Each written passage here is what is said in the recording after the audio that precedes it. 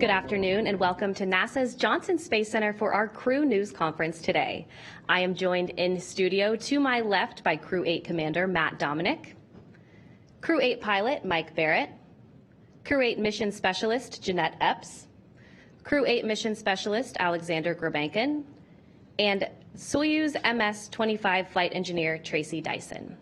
We will be taking some questions from here in the room and through our phone bridge, but before we get started, we will open it up with some opening remarks. Mike, take it away. Thanks very much, Courtney. First of all, it's a real pleasure and a great honor for us to be here, both as a crew, as some of you know we kind of enjoy being together, but also with y'all.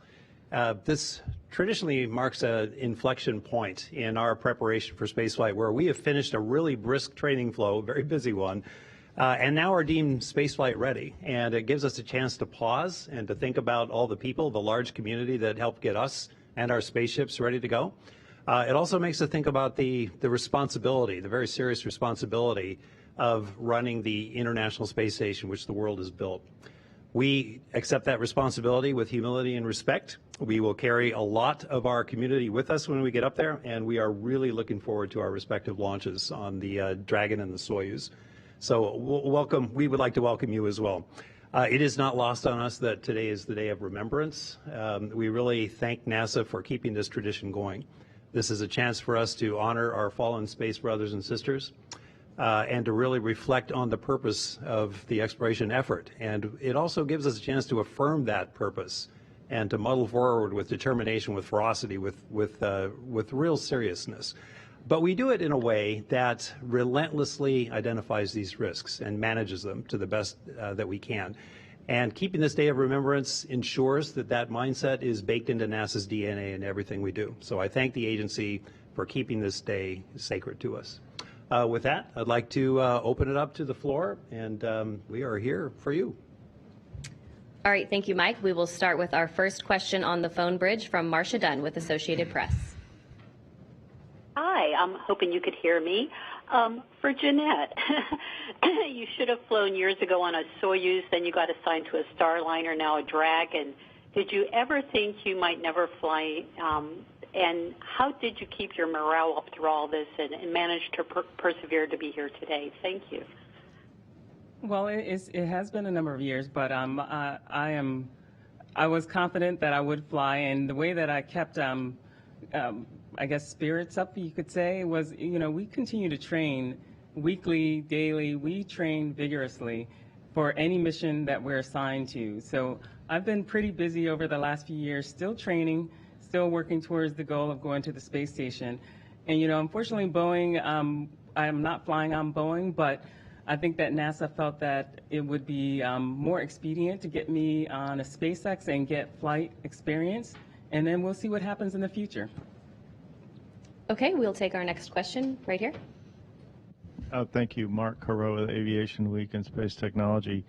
I don't know if you have any spacewalks planned, but that's always drama and something to deal with. But maybe you could kind of summarize that, or if not, maybe there's some other maintenance thing on your agenda that you really want to take care of and put some focus on. Thank you. Well, I can start that a little bit. Every crew launches spacewalk ready. You never know when something is going to cough up a fur ball on the outside of the station you might need to go out and fix. But more recently, we've had some EVA content added to our mission. Most likely, it's still being defined. But that's been the flurry of activity for a lot of us in these last very few weeks. That is one of the things that makes spaceflight wonderful to us, visiting vehicles and spacewalks, and you may know that NASA has scheduled a solar eclipse during our increment as well. So things like this really make spaceflight quite wonderful. But we're looking forward to those EVAs. We're looking forward to getting ready for them. Okay, our next question on our phone bridge from Bill Harwood with CBS News. This is for Jeanette. You were one of the most thoroughly cross-trained astronauts in the Corps. I'm not asking you to play favorites, but maybe give us some impressions of what you think of the Crew Dragon, realizing you hadn't flown in it yet, of course, maybe compared to Soyuz and Starliner. Thanks. Well, I would start out by saying that any space capsule that we can take to space is amazing. So all vehicles, they are different, but they all serve the same purpose to get us to our International Space Station. I would say that each one has their advantages. You know, SpaceX is probably a little bit more spacious. The Soyuz has different types of suits that, you know, just everything is, each vehicle has different aspects that I like. So either one, Soyuz or SpaceX or even Boeing, I'd be happy to take to the International Space Station. Okay, our next question is here in the room. Go ahead. Yes, hi. Will Robinson-Smith with Spaceflight Now. Thanks for answering some of our questions. We could go down the line. If you would describe a personal memento, something special that you're planning to bring up to station, and why you happen to choose that. Thanks. Oh man, we're in a unique position where we actually get to take quite a few things, and so they kind of fall into two categories. My first category for me was thank yous, was stuff that you take as a thank you to the folks that helped get you here, right? That's friends, that's family, that's the mentors that just kind of popped into your life at the right time and said the right thing that set you on a new course. And so I'm here today because of those folks, and I'm flying a few things which I'll probably bring up later, or just, you know, those would be secrets for later. And then also things for family, right? And for me, one of those items is a really important part of my childhood was time, fuel, distance, which came to help me later in life. My dad bought one of the watches that went to Apollo in 1970, and he gave that to me a few years ago. And as a kid, I remember we would go on these long road trips, and I would very precisely time the moment between mile markers and sit out there with the Rand McNally Atlas and timing the distances before GPS, you know, and maps. And so I would provide that time, fuel, distance. We got half a tank, we got this many miles. And so now that watch is going to space station and it's going to orbit the Earth for me, and maybe I'll time a few things with it. Keep going down the line. Mike, go ahead. Well, I mean, the coolest thing I'm taking to space is these guys, honestly. You know, this is my third flight, and the academic institutions that helped set me on my path, I've flown things for them in previous flights. But like Matt, people who have helped build me, help inspire me, I'm taking mementos for them. And probably the most precious things are just photos of my family. Yes, hardcore photos. Hard photos rather than just digital. Well, down the line. For me, one of the most special things that I'm taking with me is a photo of my mom. I was selected in June 2009, and 5 days after I was selected, my mom passed away. But I wouldn't be here if it wasn't for her and her work ethic and her emphasis on education growing up. So she was a big part of the reason that I'm here. So that's one of the most special things that I'm taking with me.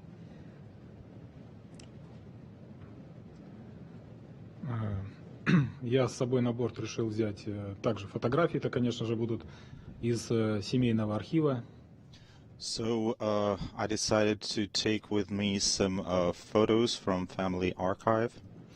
Также есть и часы, и еще кое-какие вещи, которые так или иначе бы мне напоминали о моей малой родине и о моих каких-то предпочтениях вообще по жизни. And I will also take a watch and some things that remind me of the place where I was born, and things that remind me of some precious moments in my family. Да, ну и некоторые вещи, конечно, там будут, которые мне будут необходимы для проведения каких-то определенных, может быть, экспериментов, но это уже более такая тема, которую не стоит для данного мероприятия. And I will also take some things, or I should say mechanisms, that I would use to perform some experiments and scientific activities, but this is a different topic. Okay, Tracy. I think for me the most unique thing that I'm taking is a journal, and that journal flew with me on my previous mission on Expedition 2324. And in that journal, I made lots of notes about what was going on and what surprised me, and most notably the day-to-day activities surrounding the EVAs that I did. And since then, I had been filling it with reminders to myself when I had the clarity of mind and wanted to remember these things when I was up in space. And it's also filled with letters and pictures from family and close friends. And so I think that's about the only real unique thing that I'm taking with me in space. Traveling light. Okay, our next question comes from social media. The Crew-8 patch is the coolest. How was it designed? Way to go. Matt, this is a good one for you. I appreciate it. It was a team effort. It took some time. I'm a system engineer and thus wrote a very general requirements and passed them on to a great artist who was able to help us put it together. Very simple in nature. One of the requirements is that a central element of the patch shall be removable for like simple logos. And so, other various requirements we put together. Another aspect of the patch is it's really about the team and the international effort. And the patch looks down upon the Earth from the north so that we could capture a view of the Earth that showed where all of us are from. So we capture Siberia and the parts of the United States where we are from, just to show that this is one team moving humanity forward. But other than that, it's pretty simple. The eight is clear. Okay, our next question is from the phone bridge, Robert Perlman. Thank you. There was mention of the solar eclipse, and I know last time that we had an eclipse pass over the continental U.S., there was a concerted effort aboard the space station to photograph it and document it. I'm wondering if there has been any talk of special training or special cameras to take up, or how you're preparing for that event in April. So that is still being defined. We learned a lot with this last solar eclipse, and there have been several actually that we've been able to photograph from both the Mir station and the International Space Station. The big difference now is the camera complement that we have. The imagery will be, I think, much more crisp and we have much more capable cameras on board. So we are still waiting for that. I guarantee you that they will be fine-tuning that plan until the day before the eclipse. But we will stand ready on our very unique platform to capture it the best we can. Okay, our next question is from the phone bridge from David Curley.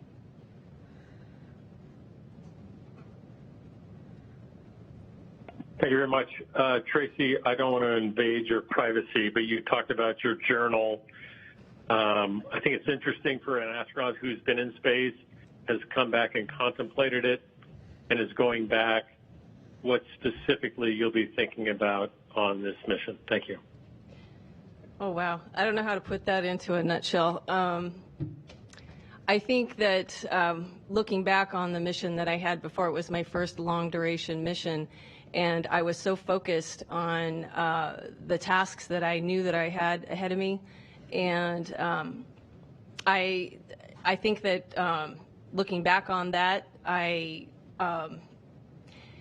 there's a lot of personal growth that happens when you live in space for 6 months, and with all your other personal life on the Earth happening at the same time. I was newly married, and my husband was in the military, deployed on a ship, and my parents were living in California and going through life, and I just wasn't ready to divide my attention between all three activities. And I think this time I'm going with a little bit more clarity on who's at home, and my husband's not on a ship anymore, and he's at home helping to take care of our family, and so yeah, just without going into too much personal life, my journal is just full of reminders of my faith and who I serve. It's not myself, it's God, and it's my crewmates, it's this International Space Station, and all of the hundreds of thousands of people on the ground that are invested in it. Okay, our next question is from Gabriel on Instagram. What experiments will you be conducting in space? There are so many experiments we do. We have multiple centers. We've traveled all over the world, setting up to operate experiments. When people ask, what is it you do? I try to boil it down to something simple. I'm a mechanic, right? I've got to fix the space station when it breaks, and I'm a lab technician. And then third, I'm part of the experiment. I think the most important experiment we're doing as we move humanity forward into the solar system is getting getting more statistical significance to all of the experiments we've done. So I view myself as, in statistics we refer to the number of samples as n. I refer to myself as another n, right? And each n we get into orbit helps us move science forward. An example of one experiment that I'm involved in from the medical side is I won't be using the treadmill on orbit. We have a treadmill, we have a bike, and we have a weightlifting device on the space station. And to me, a treadmill takes up a lot of space, and flying in space, having a mass is a penalty that you have to lift off with fuel and move around wherever you're going. And so a treadmill takes up a lot of space, and there's a hypothesis out there that maybe we could do without a treadmill and only use other devices and still not have. Pretty heavily, and we have a motto there, which is good medicine in bad places. I fully subscribe to that motto, but I've taken it a step further. Good food in bad places. I love to cook. I'm the main cook at home. I have been for many years. That included raising my 5 children, and I taught them all how to cook. Cooking makes me feel human. It is a way to be creative. It's a forcing function to put things together and satisfy yourself and minister to people that you love at the end of the day. For me, I'm also a sailing freak. Making good food on a boat is something I've tried to do for a long, long time. And if I can take a really nice piece of tender beef to the top of a mountain and cook it and make it taste good, that fulfills me big time. We unfortunately don't get to cook that much on station. No open flames. We don't even have a microwave. But I can tell you that there's still a lot of creativity to be had by mixing pouches and freeze-dried foods together. So we will do that to the extent that we can, and when we get fresh fruit up there, that ups our game a little bit. So unusual tacos. A lot of us have front-loaded our game with special foods that are coming up for us. So as much as possible with freeze-dried food, canned food, and military rations, we're going to be creative. Okay, and Joey on Instagram asks if there are any personal milestones that you will be achieving during the mission. Going to space? Well, I will rack up a year in space. That's what I'm looking forward to, and you probably will too, right? Oh, you mean in cumulative time? Cumulative time, yeah. Yes. We hope not in I was going to say, single mission. what's your plan? I hadn't really thought about that. No. My goodness. All right, well, it looks like we have another question in the room. Go ahead. Yeah, well, Robinson Smith, Spaceflight Now. Thanks for letting me take another one. Question, I suppose, just for Expedition 71, since y'all are training together, have been. Do you have a specific memory of a crew bonding experience that really sticks out in your mind for getting ready for your next mission? Thanks. Alexander, you want to consider? Какой момент при подготовке? Я думаю, что рождение экипажа как полноценного единого целого, оно не сиюмоментно происходит, а это довольно-таки длительный процесс. So I think being born as a crew, it doesn't happen in a single moment. It's kind of a process. За время подготовки экипажу предстоит пройти огромное количество различных испытаний, тренировок. And during the training course, the crew passes a lot of tests and exams. И наступает в один момент, точнее сказать, такой момент, когда ты понимаешь, что ты прекрасно знаешь, когда и в какой момент какой член экипажа как себя поведет. And at one point, you're starting to understand when, at which point, each of the crew members, what they will do at this moment. И в этот самый момент ты понимаешь, что ты уже не просто как один работник, который выполняет определенные функции согласно предписанным там процедурам и так далее. And at this point, you don't feel yourself like a worker that performs a procedure or certain actions prescribed before. И вот именно, наверное, в этот момент ты понимаешь, что в этот момент рождается уже экипаж. Это как единое целый организм, который способен противостоять любым моментам и работать вместе. And at this point, you understand that a crew was born as a whole organism able to withstand any challenges or difficulties. Ну и, конечно же, наступает момент, когда ты абсолютно полностью доверяешь своим соэкипажникам, всем членам экипажа, и это очень хорошо сказывается и на атмосфере внутри экипажа, и на общих вещах, которые мы должны делать вместе. And at what point you understand that you trust all and each and every one of your crewmates, and you are able to achieve a lot together? Могу от себя добавить, что я точно знаю и уверен, что мне попался очень хороший экипаж. And just from myself personally, I'm confident that I'm getting the best possible crew. All right, well, that's a great note to end on, and that is all of the questions that we have for today. Thank you all for joining through our various platforms today to ask questions. We'll see you next time.